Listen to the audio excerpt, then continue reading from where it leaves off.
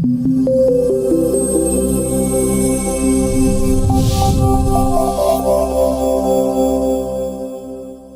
everyone, welcome back to the classes of economics. This is Rajvi Goswami, your economics teacher, and in the last class we have discussed some of the relevant topics from your chapter 3 of microeconomics books, and the name of the chapter is production and cost. Okay, so in this lecture we will be discussing the remain topics that we haven't touched yet. Okay, so what are going to be the topics for today's lecture? We'll be studying the relationship between TR, AR and MR under two conditions, and the two conditions are the first case is the case of perfect competition and the second case is the case of imperfect competition.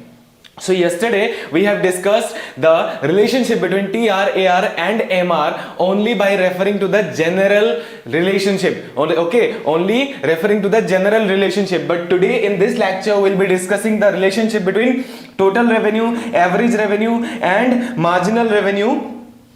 Not only in case of perfect competition, okay, but we will be discussing it considering the case of imperfect competitions as well. Okay, so this is going to be the first topic for today's relationship between TR, AR and MR under perfect and imperfect competition. Okay, moving forward, we will be discussing the case of producers equilibrium.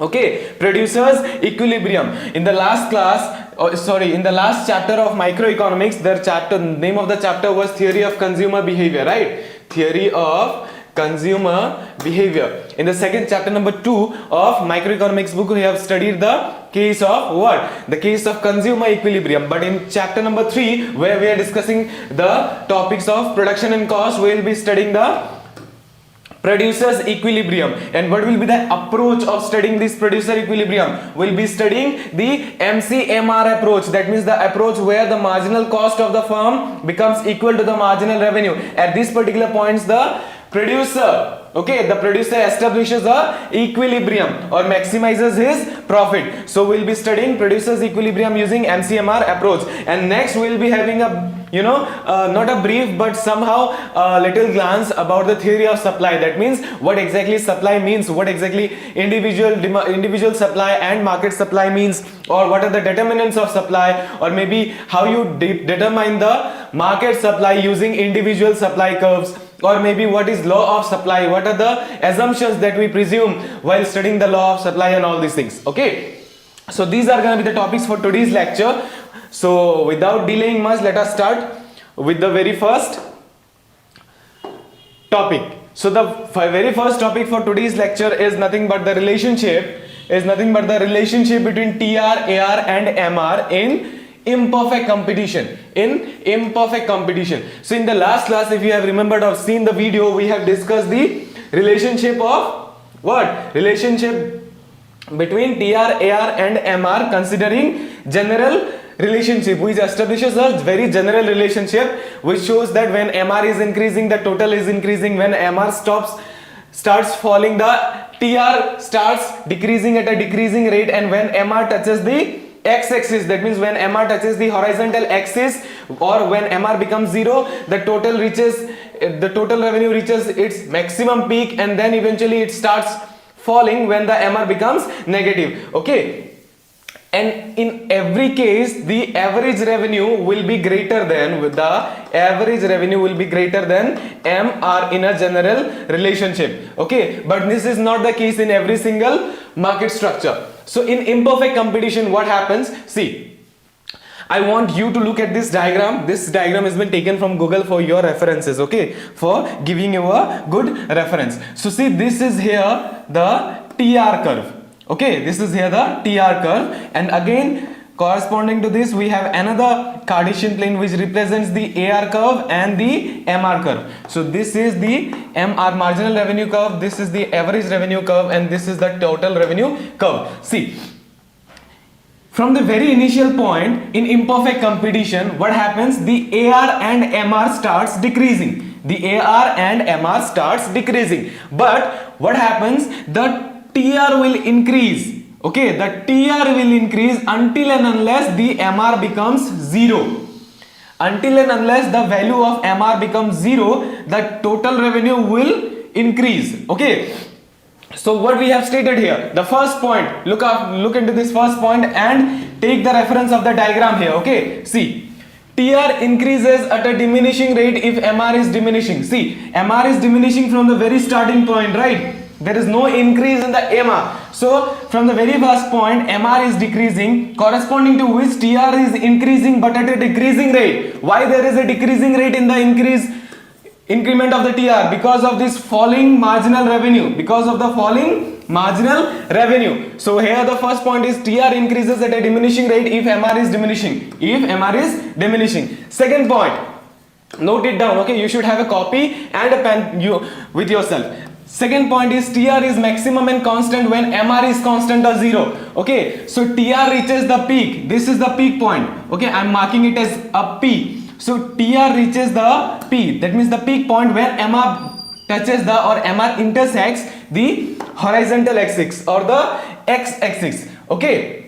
So it states that TR is at maximum or constant when MR is constant or 0. So here in this point P, the TR, the total revenue becomes constant. Here it becomes constant or reaches the maximum point when MR touches the x-axis or becomes 0. Then eventually TR starts decreasing once the MR becomes negative. So once after intersecting this horizontal axis, when MR moves downward further, in that case what happens? TR starts to fall. TR starts to fall. And why this is so? Because of the negative value of the marginal revenue. And what is marginal revenue here? Addition to the total revenue for every one additional unit of output is sold. So if there is a negative addition, then of course the addition will have a negative impact, thus the TR starts decreasing. See, when AR is diminishing, AR always remains greater than MR.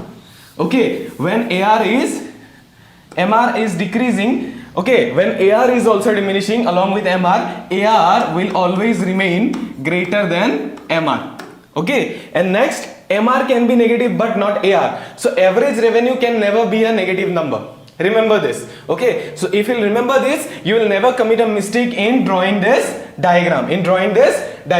Okay, I hope you are very clear with the first relationship between TR, AR and MR under imperfect competition.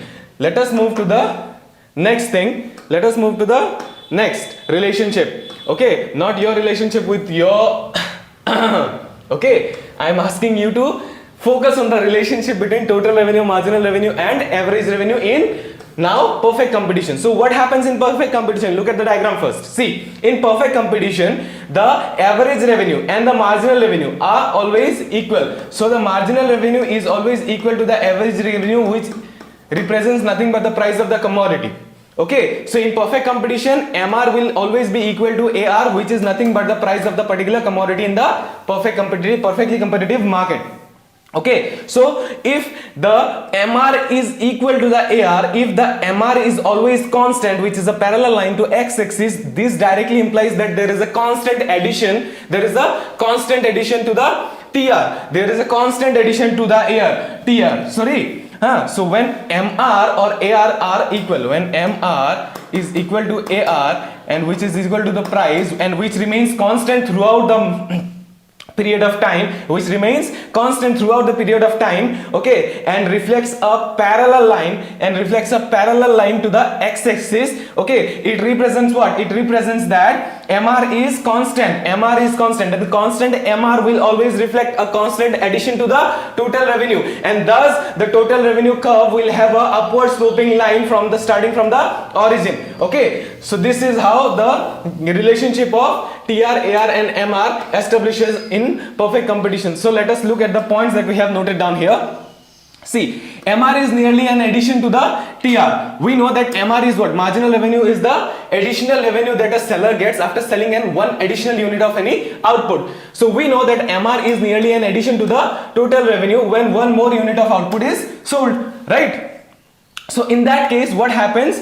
We know that in perfectly competitive market, MR is nothing but the price of the commodity.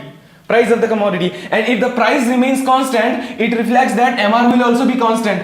Okay, and if MR is constant, then there will be a constant addition to the total revenue. Okay, and here MR is constant, which eventually is equal to the AR. That means in perfectly competitive market, in a perfectly competitive market, the AR will always be equal to MR, which will be equal to P. That means price of the product, price of the commodity, and in that case it will have a parallel line. The graph of this MR in perfectly competitive market or AR or the price will have a parallel line to the x-axis. Okay, to the x-axis. See, now the third point is constant MR implies a constant addition. It has to be ADDITI constant addition to the TR when an additional unit of output is sold. This implies that the TR will increase at a constant rate, that is the straight line starting from the origin. Simple. So this is all you need to know about the relationship between TR, AR and MR in perfectly competitive market. See,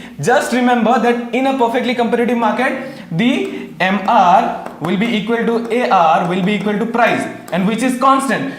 So at this point where we are discussing the constant addition of MR, okay, what does it reflects? It reflects a total revenue curve which will have a shape of upward sloping from the starting from the origin from left to right. And why this is so? This is so because in perfect competition, the price of the product will be always equal to the marginal revenue that the producers is getting by selling one more unit of output in the market, and eventually that will result in what? That will result in a value that will be equal to the average revenue again. Okay, so this is the third point we were discussing, that constant MR implies a constant addition. Here it should be ADDITION. Okay, so constant MR implies a constant addition to the total revenue when an additional unit of output is sold. Okay, this implies that TR will increase at a constant rate. Okay, and that is a straight line from the origin starting from left to right. Okay, so I hope you are very clear with the fact that why in perfect competition the total revenue curve is a upward sloping curve from the origin starting from left to right. So next we'll move to the next topic of this class, and that is nothing but the producer's equilibrium. So I want you to have a recall about the condition for consumer equilibrium. So in consumer equilibrium, what we will study, it's that particular point, okay, or it's that particular situation where the consumer derives maximum satisfaction, right? Satisfaction. So what is the possible condition for the producer to be in equilibrium? See, as a consumer we consume the product or the commodity for satisfaction, right? For deriving satisfaction or for satisfying our needs. But as a producer, okay, the condition at which the producer will be at equilibrium is that particular point where by selling his output or the commodity produced, or the commodity that has been produced by the producer or the seller in the market, okay, he should get or she should get the maximum profit. So in case of producer, when he or she derives the condition for equilibrium, it's that point where he derives the maximum profit by selling his output in the market at different prices. Okay, so how can you define a producer is in equilibrium when he gets or derives maximum profit?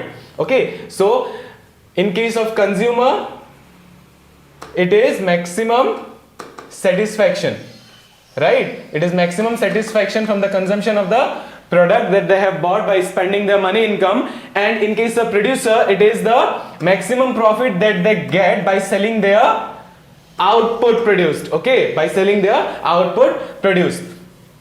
So in order to determine the point of producer equilibrium or the situation at which the producer will be in equilibrium, will be using one of the mostly used approach throughout in economics, and that is none other than the MC and MR approach. Okay, that means marginal cost is equal to marginal revenue approach. So in this approach, the producer will be in an equilibrium where the marginal cost of the producer for producing one more unit of an output will be equal to the marginal revenue that the producer will get from selling that particular output in the market. right? So the cost that involves in the production of that one additional unit of the output should be equal to the marginal revenue that the producer will get by selling the same output in the market against different price levels. Okay, so under MC is equal to MR approach, what happens under this approach? Producer gets equilibrium, or producer reaches the equilibrium at a condition where the marginal revenue will become equal to the marginal cost. Okay, the marginal revenue will become equal to the marginal cost, but there are two different conditions in this case. The first condition is what? The first condition should be MC is equal to MR. Okay,